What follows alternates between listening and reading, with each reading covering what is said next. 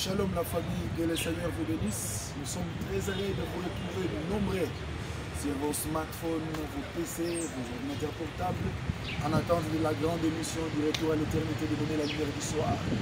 Mais par l'aide du Saint-Esprit, aujourd'hui, Yahweh nous a guidés dans le livre des Proverbes. Nous sommes dans le Proverbe chapitre 27, verset 26. J'aimerais d'abord mettre le point sur les i et le trait sur le t. L'homme qui a écrit les proverbes s'appelle Salomon. Quand Salomon accède sur le trône d'Israël, Dieu se révèle à Salomon dans les songes. Dieu dit à Salomon, que veux-tu que je fasse pour toi? Salomon dit à Dieu, j'aimerais que tu me donnes l'intelligence et la sagesse, parce que tu m'as établi roi sur un peuple nombreux comme le sable de la mer. Alors Dieu s'est étonné, comment ça? Moi je crie que tu allais me demander la mort de tes ennemis, les richesses, mais tu me demandes la sagesse. Waouh! Comme ça je vais te donner et la sagesse, et la puissance, et les richesses de la terre. Alors cet homme qu'on appelle Salomon vient nous révéler ces grands mystères dans le Proverbe chapitre 27, verset 26, où il est écrit: les agneaux sont faits pour te vêtir, et le bouc pour te payer les champs. Waouh! Quel bon thème! Voilà le thème d'aujourd'hui. Les agneaux ont été faits pour nous vêtir et le bouc pour nous payer les champs. Mais les agneaux sont là pour vêtir qui? Et qui n'avait pas d'habit et qui n'avait pas de champ pour que les agneaux viennent le vêtir et pour que le bouc lui achète les champs. Frères et sœurs, j'aimerais que vous puissiez me comprendre bien. J'aimerais que ça soit clair et limpide comme l'eau de la source. La zoologie humaine est très différente de la zoologie biblique. Parce que dans la zoologie biblique, vous allez voir un cheval qui a les talons. Genèse 49 déclare, Judas sera un jeune lion. Et il déclare encore au verset 19 en disant que Dan sera un serpent mordant les talons du cheval. Avez-vous déjà vu un cheval avec des talons? Je pense que zoologiquement parlant, ça n'existe pas. Mais dans la Bible, il y a des chevaux, devrais-je dire, qui ont des talons. Avez-vous déjà vu un bœuf aquatique? Avez-vous déjà vu un crocodile qui sort les narines, qui sort la fumée de ses narines? Donc la zoologie biblique est différente de la zoologie normale ou que ce que nous avons ici à l'école. Alors, cet homme que nous appelons Adam, je suis dans Genèse chapitre 3. Quand Adam a péché, la Bible déclare, Genèse chapitre 3 verset 8, la voix de l'Éternel se fit entendre dans le jardin d'Éden. Et Dieu cherchait Adam. Adam dit que je t'ai écouté, mais je me suis caché parce que je suis nu. Et Dieu dit, qui t'a appris que tu es nu? Donc cela prouve à suffisance que Adam, à l'époque, avant le péché, avant que Adam criait à l'image et à la ressemblance de Dieu, avant le péché, Adam était couvert par la gloire. La gloire invisible mais réelle pouvait couvrir la nudité de l'homme. Mais quand le péché est venu, la tunique spirituelle qui couvrait la nudité de l'homme fut ôtée. C'est ainsi, il s'est retrouvé qu'il était nu, alors il est allé se cacher. Alors, comme Dieu ne supporte pas la nudité, Dieu est allé chercher un agneau.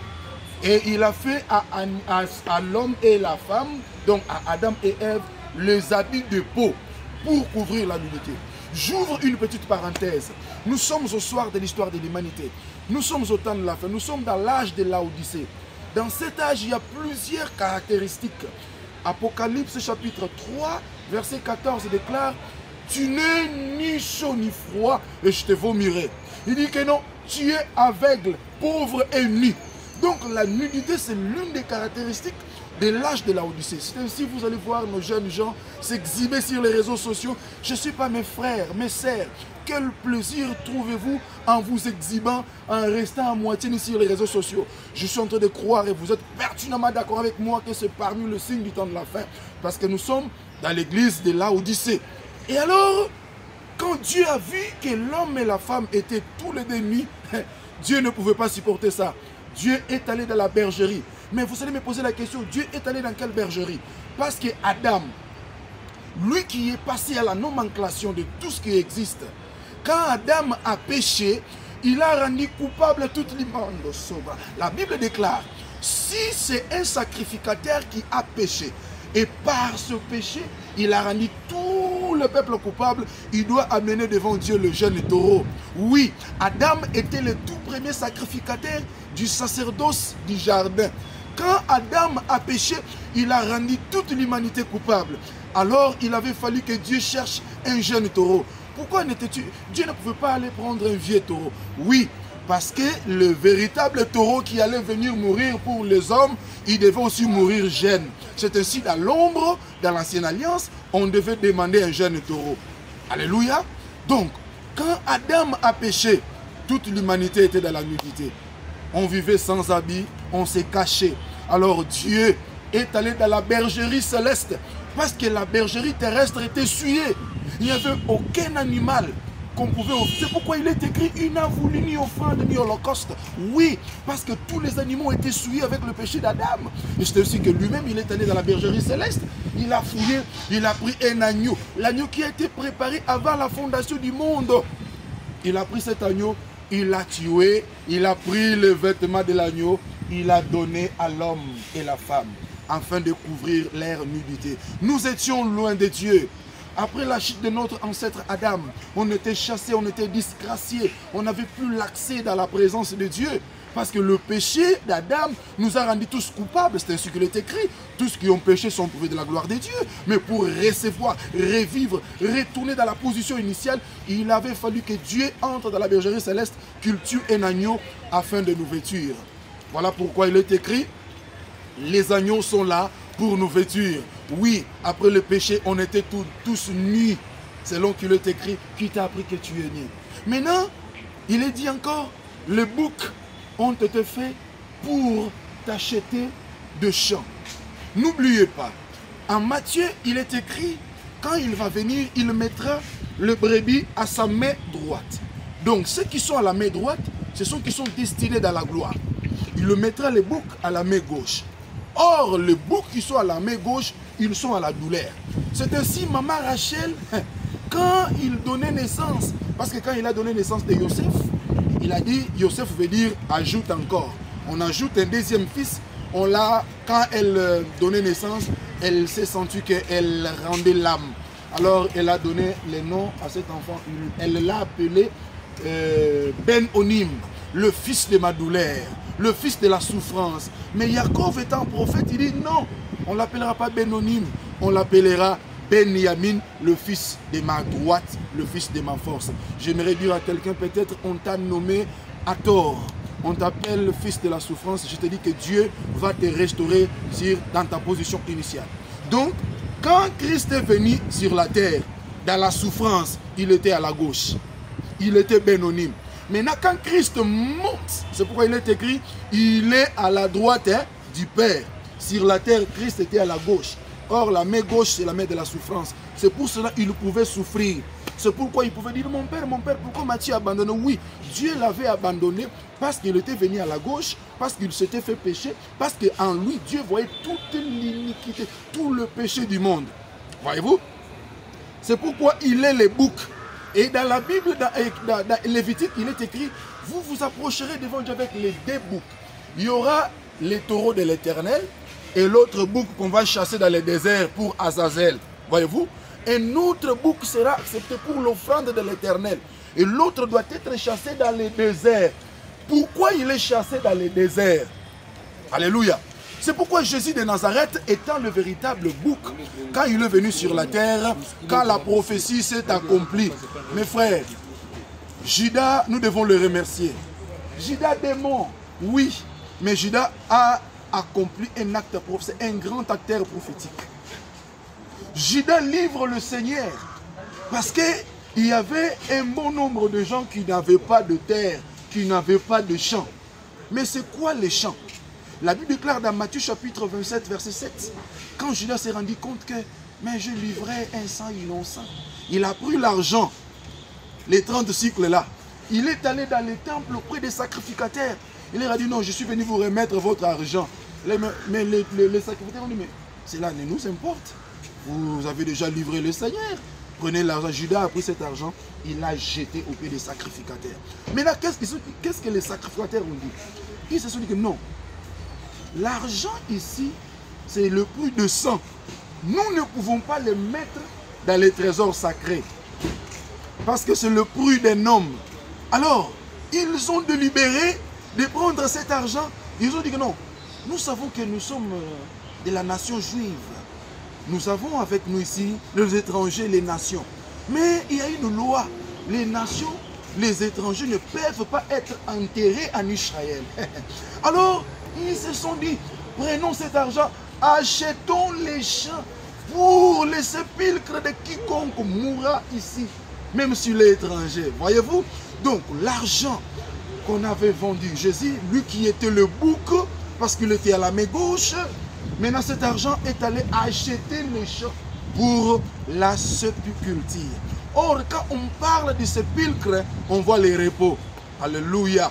La Bible déclare dans Matthieu chapitre 11, verset 28, « Venez à moi, vous tous qui êtes fatigués et chargés, je vous donnerai du repos. » Oui, il devait nous donner les repos parce que le prix de son sang, cet argent-là, on nous a acheté un champ. Et ce champ-là nous sert de sépulture. C'est pour cela, l'homme de Proverbe nous a dit cette histoire, que les agneaux sont là pour nous vêtir. Christ a couvert nos péchés, nos iniquités. Et le bouc, lui qui était le bouc émissaire, ce pauvre bouc émissaire n'a rien fait. On les a menés le dé, on jetait les sorts. Un innocent, les sorts tombent sur lui et on les jette dans le désert. C'était le Christ. Il n'avait pas péché. Il n'avait point commis de péché. Il était juste. Mais Christ n'est pas pécheur, mais il s'est fait pécher. Il a porté l'iniquité. Il s'est rendu lui-même coupable. C'est pourquoi il pouvait crier, mon Père, pourquoi m'as-tu? Oui, Dieu l'a abandonné parce qu'il était devenu le péché. Il était devenu une saleté. Toutes les abominations étaient incarnées en lui. Il était devenu tellement sale. C'est pourquoi Dieu l'a abandonné. Mes frères, David étant prophète, il prophétise dans les psaumes. Il dit, c'est lui qui mange mon pain a levé les talons contre moi. Là, David prédisait la trahison de Judas. Il prédisait comment Judas allait les trahir. Et quand son heure arriva, selon Luc chapitre 23, verset 53, il dit, j'étais tout le temps dans le temple, prêchant, opérant le miracle, faisant de bonnes choses. Vous n'avez jamais posé la main sur moi. Mais c'est ici votre heure. Quand l'heure de la mort de Christ sonne, même les démons sont mobilisés. Parce que Christ dit, l'un de vous est un démon.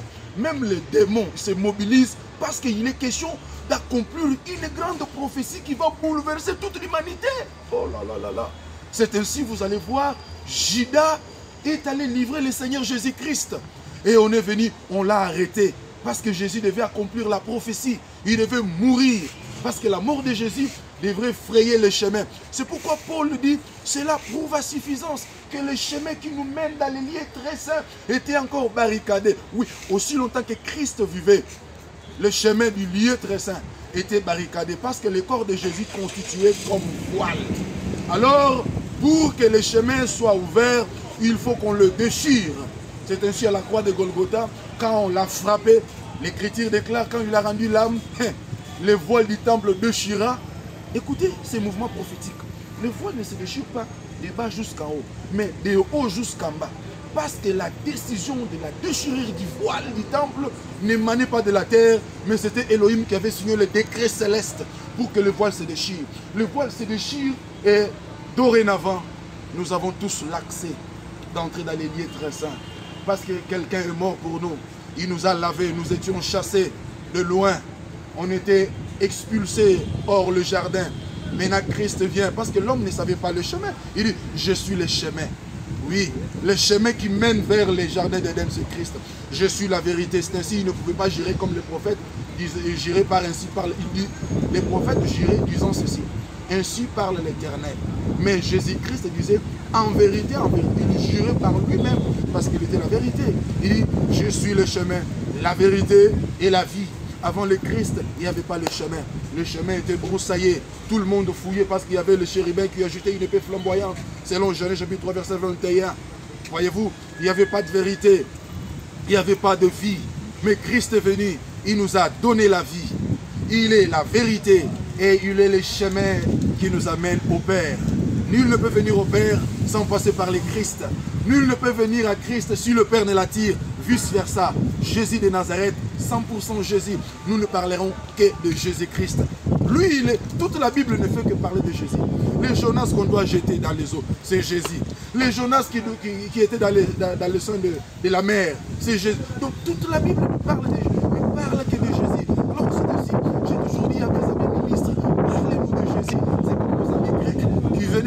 trouver Philippe. Non, dit Philippe, nous n'avons pas besoin de vous. Nous voudrions voir Jésus. Montrons, manifestons Jésus dans le message. Parce que ce sont des brebis. Ils doivent entendre la voix de leur berger dans le message évangélique.